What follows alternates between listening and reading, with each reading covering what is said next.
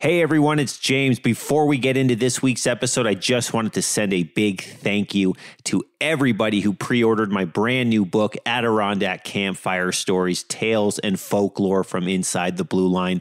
It came out this week on Tuesday the 19th, and the day it came out, it was the #1 top new seller on Amazon in the camping category, which is the category the book is listed under. #1 that day. Holy cow. Thank you so much to everybody who's pre-ordered the book, everyone who listens to this podcast. The book goes out to you. I appreciate it so much. So a big thank you from me. And if you haven't checked out the book, Adirondack Campfire Stories, it is now available Amazon, Barnes & Noble, or you can order it from your local bookstore. All right, let's get into this week's episode. Marcy, Skylight, Gray, Cliff, and Redfield, done. Now the long walk back to the lodge. 3:55 a.m., just signed in, Macintyre Range, let's go. The wind is whipping here in the Seward Range today. Just finished the Macomb slide and my legs are on fire. Well, I fell victim to the floating logs again. Made it to the top of East Dix, peak number 3 of 5 for today here in the Dix Range. Avalanche Pass. On top of Rocky Peak Bridge, it's like a hurricane up here. Rain and wind here on Tabletop. Whiteface, number 6. Muddy day here on Street and Nye for number 7 and 8. Sunny and blue on Haystack. Algonquin, up in the clouds, number 18. Gothics, number 22. Panther, number 38. Allen, number 45. 7:12 a.m. Big slide, Adirondack 46er. You're listening to the 46 of 46 podcast. Saturday, February 24th, a day where the temperature was expected to be as low as -30 degrees on the summits with wind chill and 0 degrees at the trailhead just to start the day. Oh yeah, it was going to be a cold one. But that's what winter hiking in the Adirondacks is all about. Cold and challenging. I mean, you're literally climbing mountains in the dead of winter. You know, it's not supposed to be easy. And it's not for everybody that time of year, that is for sure. A little cold air wasn't going to stop us, though, because despite the cold temperatures, the sky was going to be blue as far as the eye can see, with sun shining all day long. Those Subzero blue sky days certainly make for the best winter hiking conditions in my views and in my opinion. You know, the glow of the snow on the mountains and those crisp days, it just has a different feel to it. And today was also the launch of my new guiding group model that I was doing, so I wasn't alone out there in the woods. Instead, I was guiding 4 other strangers to the summit. Strangers who would soon become friends. You know, climbing mountains together has that effect on people. It was going to be a cold but beautiful sunny winter day in the Macintyre Range, hiking Algonquin, Iroquois, and Wright. Let's get that Type 2 fun underway. Our plan for the day was to climb the Macintyre Range, starting with Wright Peak, before heading up and over the mighty Algonquin to Iroquois and back again. A lighter mileage day as far as the high peaks is concerned at just under 11 miles, but with 4,400 feet of elevation and sub-zero temperatures, it was slated to be a full day in the high peaks. I didn't know what to expect as I brought together 4 strangers to hike together in the high peaks. You know, would they be on time? Would they hike at similar paces? Would they mesh well? Only one way to find out though, right? And since I was guiding a group of people traveling in from all over the state and the Northeast, from the southern Adirondacks to New Jersey, Syracuse, and even Western New York, I didn't want to force my normal 4:30 a.m. crew lifestyle on them. So instead I compromised and I said we'd start at 6 a.m. I felt that was a fair compromise, though. You know, it's early, but it's not too early. So I pulled into the Adirondack Lodge parking lot at 5:45 a.m. and parked right next to Matt from New Jersey. All right, one person's here. Excellent. Moments later, Steve from Diamond Point walked over, checking off 2 of the 4. And then minutes later, right on time, Zach from Syracuse and Sarah from Corning each arrived. Fantastic. The whole gang is here. They're on time. Let's hike. And before we started, I handed each one of them a fresh Blue Line Bakery cookie for the hike. You know, just one perk of coming hiking with me on these group hikes. You know, now I know most people said that they were coming for the hiking, but I truly do believe that they were actually coming for the free cookies. But we all clicked on our headlamps and we signed in just after 6 a.m. The temperature at the trailhead was 8 degrees, so it was already warmer than anticipated, making it a good start to the day. The group immediately clicked, and the vibes were strong as we started hiking down the Van Hovenberg Trail. And the group consisted of 46ers, multi-round 46ers, aspiring 46ers, and first-time Adirondack High Peaks hikers. So we had a wide range of experience levels, which added to the camaraderie level that quickly formed.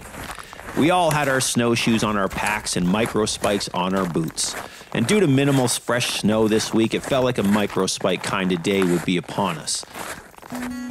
The trail from the start was your classic snow-covered sidewalk. It was perfectly packed, no rocks or roots to be seen, just a nice packed snowy trail.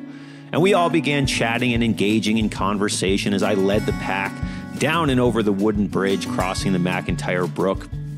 As we were hiking, I had a feeling, based on the layers that I saw the other hikers wearing, that we'd probably make a pit stop sooner than later to take off some of those layers. You know, be bold and start cold, right everyone? But I was hiking in an EMS long-sleeve merino wool shirt with a moisture-wicking shirt on top of it, non-insulated EMS Ascent pants, and a light merino wool base layer pant. Now, I used to constantly worry about what pants and what base layers to wear when I was winter hiking, since there's so many combinations and your layering is so important. You know, I have insulated pants, I have fleece-lined pants, I have non-insulated pants, I have light base layers, medium and heavy base layers. The options truly are endless, and it can get overwhelming. But over the years, I found that for me, less is more when it comes to the proper pants and base layer insulation for winter hiking. You know, I sweat, I run warm, I'm big. But today was going to be at least -20 on the summits, and I hiked in a light base layer and non-insulated winter hiking pants. Again, my EMS Ascent pants. Whether it's 30 degrees or -30 degrees, I've found that I rarely change this combination anymore because I kind of feel like it works best for me. You know, the legs get warm when you're hiking, right? Funny how that happens. We arrived at the Algonquin trail split, and as expected, the group needed to take off those layers. You know, remember, be bold, start cold. You will warm up very fast once you start moving, and especially once you start climbing. Except your hands, though.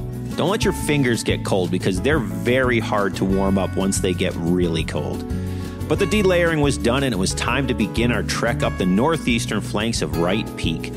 From here, it's 2.3 miles to the trail split for the summit of Wright. And we planned to summit Wright first to get an idea on how windy the summit was going to be, how cold it would actually be up there. And given the nature of the temperatures and the heavy winds, we were not going to go to Algonquin if the conditions were too dangerous above treeline on Wright. I figured Wright would give us a good glimpse into how windy it's actually going to be up on Algonquin, which is usually significantly more windy than it is on Wright. Onward and upward we climbed as good conversation was had by all, and we had varying hiking paces, but thanks to the experienced nature of the other group members, we were able to make it work very well. No one was ever hiking alone, and we would all periodically take breaks to regroup.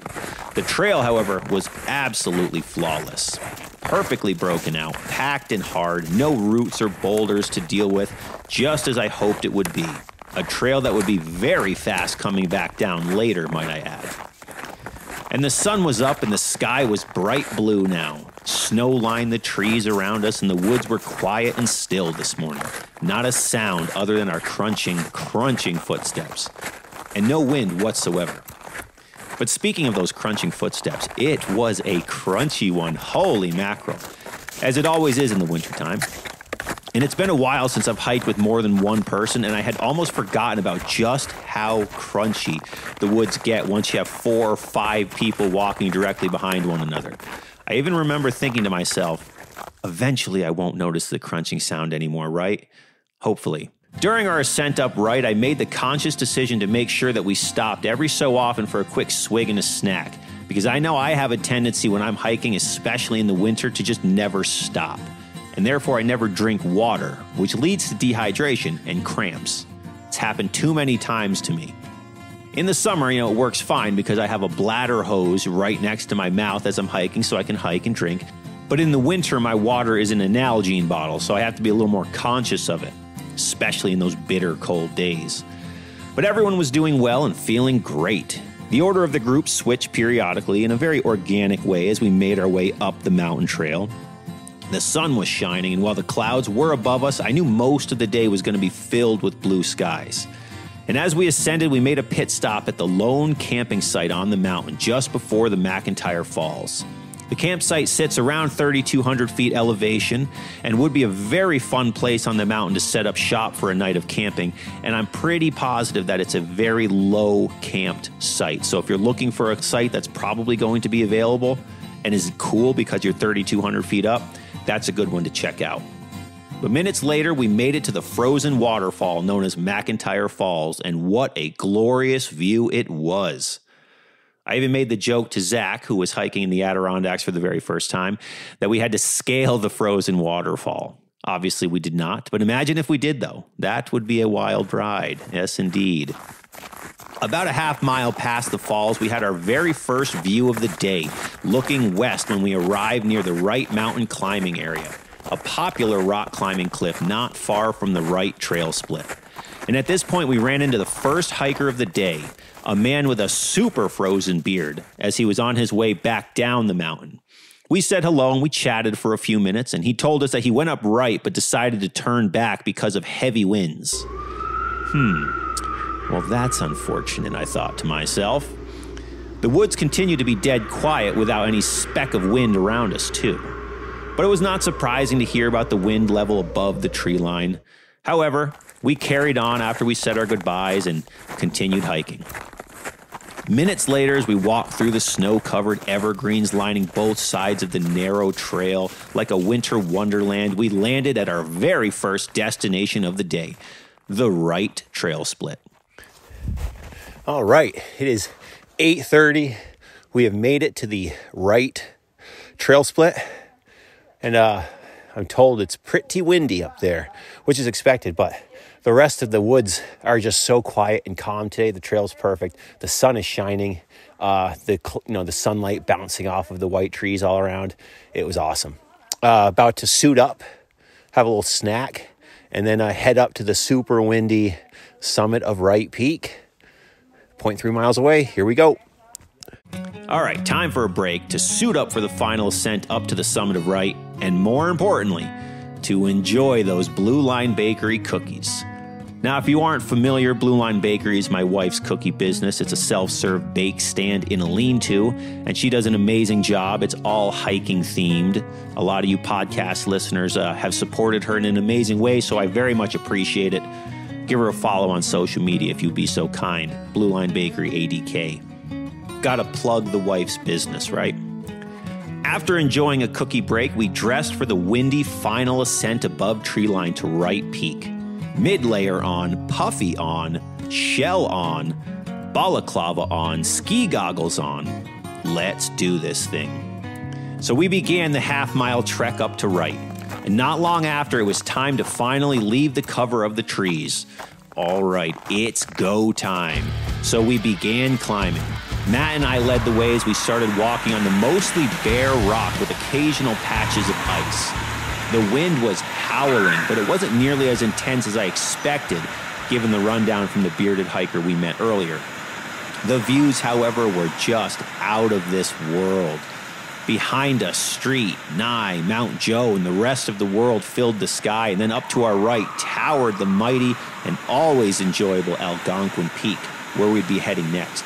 And the clouds were moving with large patches of blue as we continued our way along the rocks, following the cairns up towards the summit. The temperature was cold, but at this point we were still moving, so we didn't really feel that cold. But up we went, walking along the mostly bare rock with the beautiful sun beating down on us as we're in and out of the clouds. You really can't help but turn around every few steps, too, to take in the view at this point in the day. It's just too magnificent to turn your back on. There was also a particularly pleasing single cloud hovering over the top of Mount Joe, like an umbrella. So that was kind of unique and fun to look at. But with burning quads, we made it up to the summit. Matt and I landed there first, followed by Steve, and Sarah and Zach came in behind us. What a view. The fast-moving, fluffy cumulus clouds hovered below our feet to the east, creating an inversion as the summits of Colden, Marcy, Phelps, and Tabletop poked out of the clouds. Then to the south, Algonquin filled a completely blue sky, while Street and I looked as magnificent as ever behind us to the north. We all took a photo as we stood on Wright Peak, our first high peak of the day, standing 4,587 feet elevation in the cold, half-clouded, half-blue Adirondack sky. 9:15, we are on the top of Wright Peak. Sunny, blue sky. We are above the clouds. To our left, we have Marcy above the clouds over here. We are above the clouds. A nice cloud inversion on our left, and Algonquin is nice and clear. Can't really beat it. Windy, but not too bad. Overall, a fantastic hike up Wright Peak. A+. What do you all think? Awesome. Not too bad. Are you dreaming of summiting the Adirondack high peaks, but you worry your fitness level might not be up to the challenge? Well, you are not alone. I have been there before. I know what it's like to turn around climbing a high peak. I once turned around on Big Slide, but then I've also hiked the Great Range Traverse, so things can change. And I know many people dream of climbing high peaks, but they face the roadblock of not feeling physically prepared for the challenge. That, my friends, is where Great Range Athlete Training Programs step in. Great Range Athlete Training Programs are your guide to getting trail ready. Yes, these programs are strategically designed to get you in mountain shape by focusing on the very muscles and endurance you'll need when you're on the trails. Hiking's a lot more fun when you're physically prepared for the climb, am I right? With Great Range Athlete Training Programs, you'll engage in strength training that targets crucial hiking muscles and complete trail-specific conditioning routines that mirrors the cardiovascular demands of climbing mountains. You know, your training should reflect your goals. So if your goals are to climb mountains, well, now you have training programs to get you there. And I'm not just getting you to the summit. No, I want you to enjoy every single step of the journey up and down. And then when you get back to the trailhead, I don't want you asking for your car or wondering when you're going to go get your Stewart's milkshake. No, I want you wondering what's next because you got down ready for more. So don't let fitness fears keep you from the trails. Not anymore.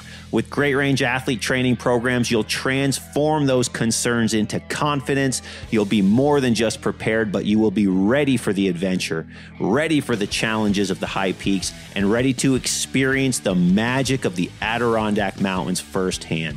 So go visit 46outdoors.com to start your Great Range Athlete journey so you can arrive at the trailhead with complete confidence that you'll not only make it to the summits, but you'll make it back and you'll do it with ease. Head over to 46outdoors.com and choose your program now.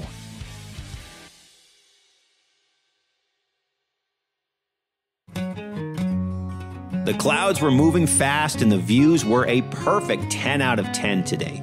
The wind was also what I describe as kind of a typical wind that you'd experience up on Wright.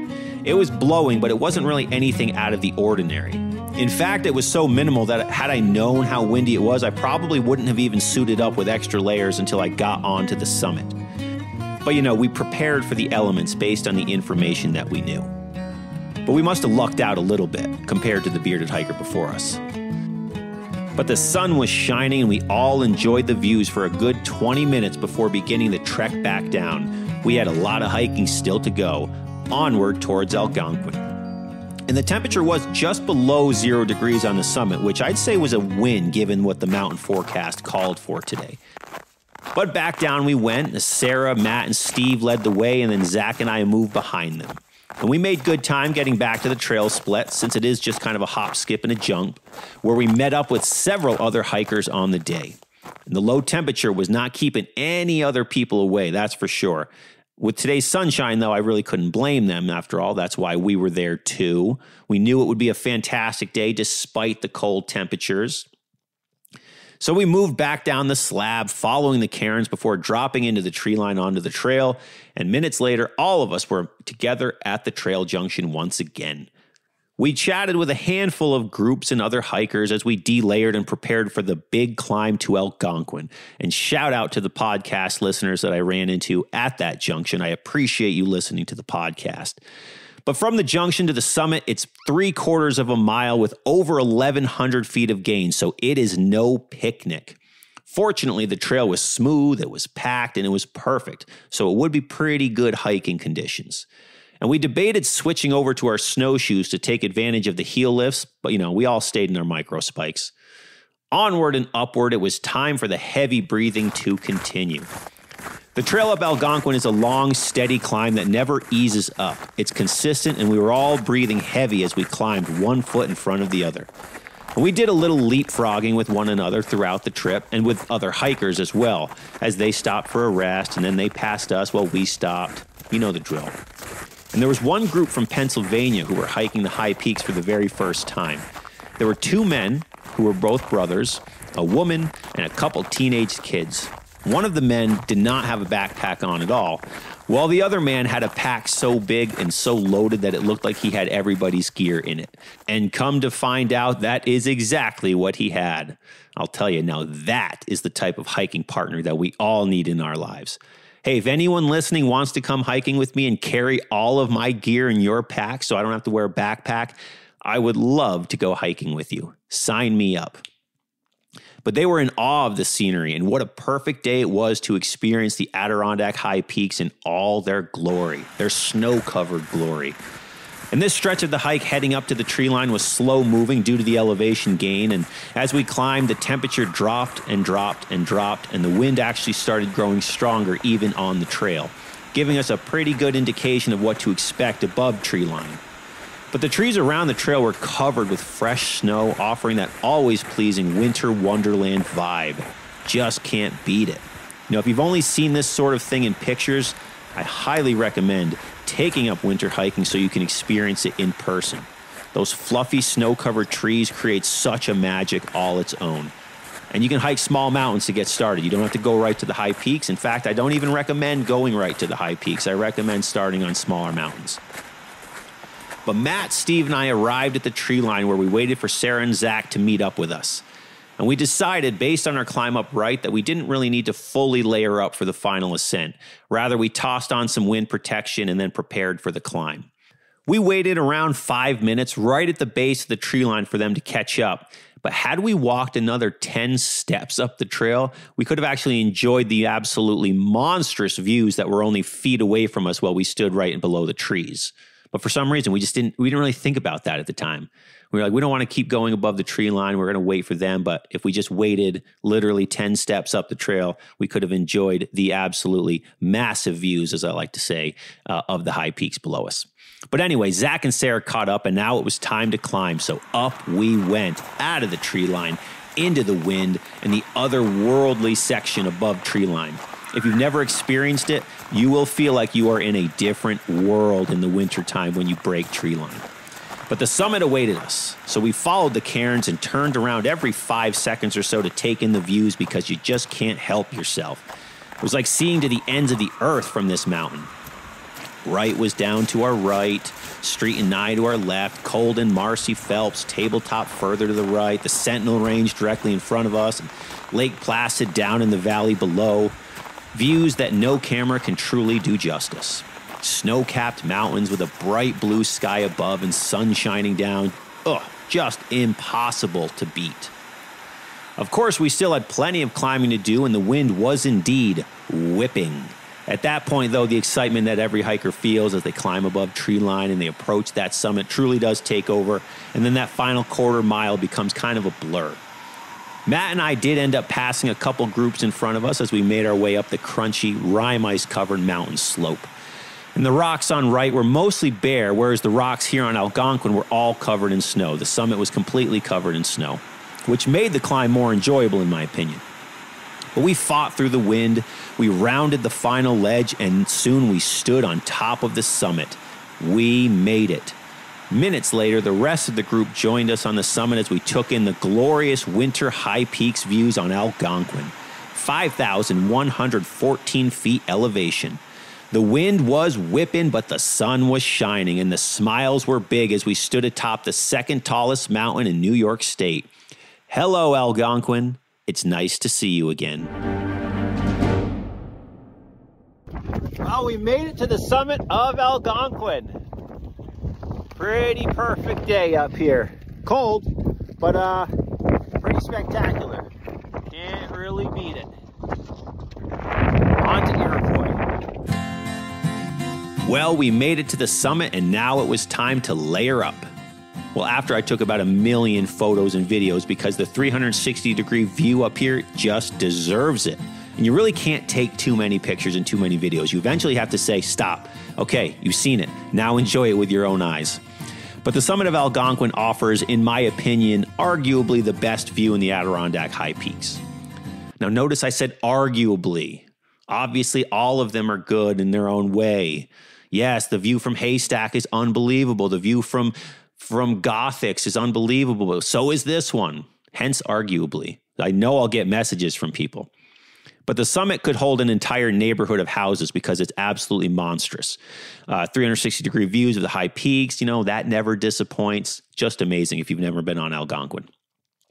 And while on the summit, we enjoyed a nice snack break and chatted with a man with a very frozen beard, as was mine, who was about to become an Adirondack 46er when he got over to Iroquois. So that was very exciting. And as we chatted, I devoured one of my frozen summit sandwiches. I'll tell you, a frozen summit sandwich does not quite hit as hard as it does when it's not frozen. But, that was the conditions we found ourselves in today. And the frozen bearded hiker who was about to become a 46er started the hike that day with his brother, who was there to join on the celebration, but his brother had had enough hiking after they got to Wright. So disappointingly, he went back and the man from Canada carried on to 46 solo. That's another good reason to purposely choose your finish when you're going after the 46. You could finish on Cascade or Big Slide, because then even your non-hiker friends and family can join you for that celebration. Or better yet, finish on Whiteface because they can drive up to the summit. Then everybody wins, right? But after a good 25-minute summit stay, it was time to keep moving. Next stop, Iroquois. So down the backside of Algonquin we went. We followed the cairns and eventually made it back to the tree line. Now, if you've never hiked this range, once you arrive to the tree line, you'll see a brown sign with an arrow pointing left. This goes down to Lake Colden along the Algonquin Trail. It does not go to Iroquois, so be mindful here. The trail to Iroquois is technically a herd path, therefore the marked signage will naturally point hikers to the maintained trail, not the herd path. Now, this, however, is not for the... So if you're hiking and trying to get to Iroquois, once you get back into the tree line, go straight. Do not follow this sign pointing you left. If you start losing elevation rapidly, you have gone the wrong way. Turn around, go back up, and then go left at that point. Now you know. Thanks to the abundance of snow on these summits, the treetops were at elbow height, even waist height, as we hiked over to Boundary Peak on our way to Iroquois. Normally the trees are well overhead, right? They're trees, but, this is another fun and unique aspect of winter hiking, having the trees be basically at your legs. The sun continued to shine and the mountains were all around us as we made our way over to Boundary and on to Iroquois. The trail was packed and pristine, and a few other group of hikers could be seen in front of us as we hiked that 1 mile from Algonquin summit over to Iroquois summit. It really does feel like a hop, skip, and a jump because the elevation change is very minimal at this point. Once you get off Algonquin and into the cold between Boundary. And for all of you who quickly browse your map and may have missed it, you'll actually go over Boundary Peak to get to Iroquois. So don't stop too soon. It's an amazing hike, though. And it was smooth sailing and warm as we hiked over to Iroquois because the sun was just beating down on us, which helped make those sub-zero temperatures much more tolerable. Even warm, I took my hat off. But once we arrived in the cold to climb back up to Iroquois, we were only a quarter mile to the summit of our third peak of the day. I absolutely love this hike from Algonquin to Iroquois because visibility is so far and you can see people climbing Algonquin, and I could see Zach and Steve entering the tree line over at Boundary, probably like a quarter of a mile away. It's just good times. It's a great spot in the high peaks. Sarah and Matt finished the climb up to Iroquois first, and then I came in behind them where we were greeted by our new Canadian friend who was now an Adirondack 46er, and we all wished him a big congratulations as he enjoyed a celebratory summit beer. The wind was the lightest of the day on Iroquois, and the temperature was even above 0 degrees, so that was awesome. And shortly after, Zach and Steve arrived, and we were all there on top of Iroquois, peak number 3 of 3 on the day, standing on the 8th tallest mountain in the Adirondacks at 4,840 feet elevation, with yet another magnificent 360-degree view in the clear blue Adirondack sky. Hanging out on Iroquois. Peak number 3 of 3 on the day. Unbelievable. The sun is shining. It's warm. We're all just hanging out. Some people walking down on Lake Colden down below. I can see them. Cliff and Redfield over here. On my right, looking amazing. Wall face behind me. Unbelievable. Peak number 3 of 3 on the day. And when you look at Algonquin and you realize you got to go back up and over that, there's still a lot of work to be done. But it's awesome right now. The third peak of the day was complete. Now, even though this hike feels more like 4 since you still have to go back up and over Algonquin, but the third summit of the day. And this summit has magnificent views of Lake Colden and Avalanche Lake down below, where we could actually see hikers walking across the lakes. You could see the floodlands, Cliff, Redfield, Marshall, and an absolutely amazing view of Wall Face to the west.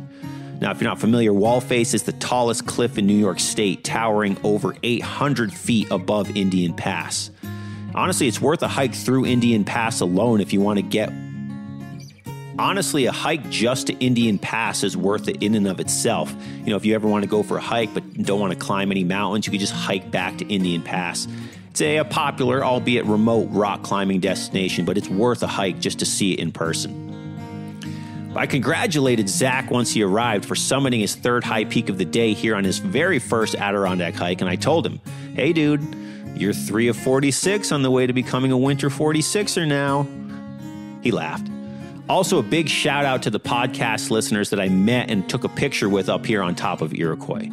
Thanks to you as well for listening to the podcast, and especially all the way in Ohio. This group of men were actually celebrating their 15th annual yearly get-together here in the Adirondacks that they call Deegan Fest. Since I'm willing to bet they'll probably listen to this episode, I appreciate you guys listening. Shout out to you, and never let that tradition die. Getting together once a year with your friends for an Adirondack adventure is a tradition that we should all have, let alone for 15 years running. What an amazing thing. Shout out to you guys, though. Now, we still had a long way to go. After about 20 minutes on Iroquois, it was time. Let's start making our way back because we have 5.5 miles back to the trailhead. So we said our goodbyes to this amazing summit and we headed home. As we backtracked towards Algonquin, we passed a stretch of small rime ice covered trees with Colden and Marcy in the background. I told Zach, who again was hiking the Adirondacks for the very first time, to stop and look at the trees and absorb what he's actually looking at, to not just pass them by. You know, most people in this world, and even listening to this podcast, will never experience nature doing what it does in the dead of winter on top of these mountains. So it's easy to miss and just walk past these things without actually giving them thought and realizing what you're looking at. After all, everything is covered in snow up here, right? It's easy to just miss it. But I wanted him to make sure that he stopped and truly absorbed the scenery around him. And, you know, not just looked at the summit views. As people, we really have no business being on top of a mountain in the dead of winter. And yet, there we were, on top of a mountain in the dead of winter. It's really an amazing feeling and a revelation once you stop and think about it. So we snapped some photos, absorbed the rime ice-covered trees, and continued heading for the big climb up to Algonquin, the last climb of the day. And I will not lie to you, that climb back up Algonquin had me gassed. I think we were all moved slowly at that point, but once we were back on the summit, you know, we all got that boost of energy. So we scaled the mountain as fast as we could, which wasn't that fast, but it wasn't too slow. And then without hesitation, we went up and over the summit and started our way back down. And we were cruising. Our descent included some very fast-moving legs and some very enjoyable butt slides. It was a fun time. But speaking of butt slides, Brother Zach slid down one section, and let's say he picked up a little bit of speed and got going a bit faster than he anticipated.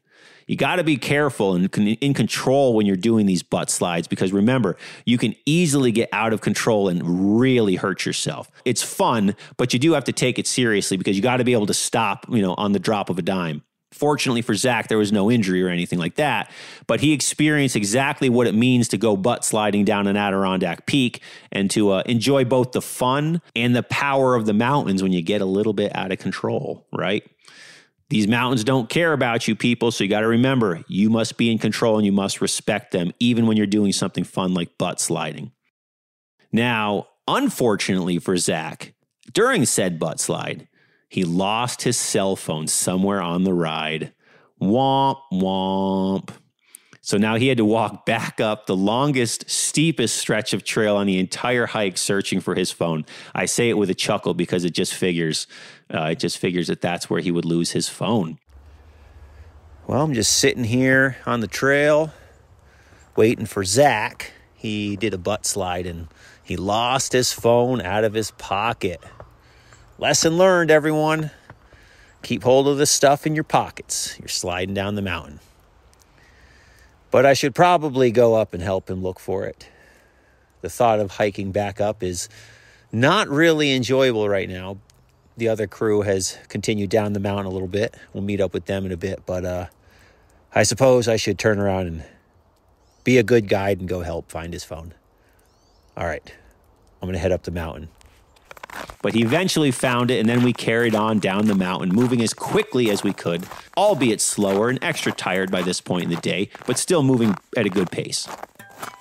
And we eventually made it to the Wright Trail Junction, and then back to Macintyre Falls, and back down to the Algonquin Trail Split, with nothing too exciting to report other than just perfect trail conditions, amazing magic hour sunlight, and good company. What more can you want from a hike? One more mile to go till we're back at the car. But after good conversation by all, we arrived back at the trailhead and signed out. What a perfect day in the high peaks. A long day, clocking a good 10 hours for the 11-mile day, but truly flawless from start to finish.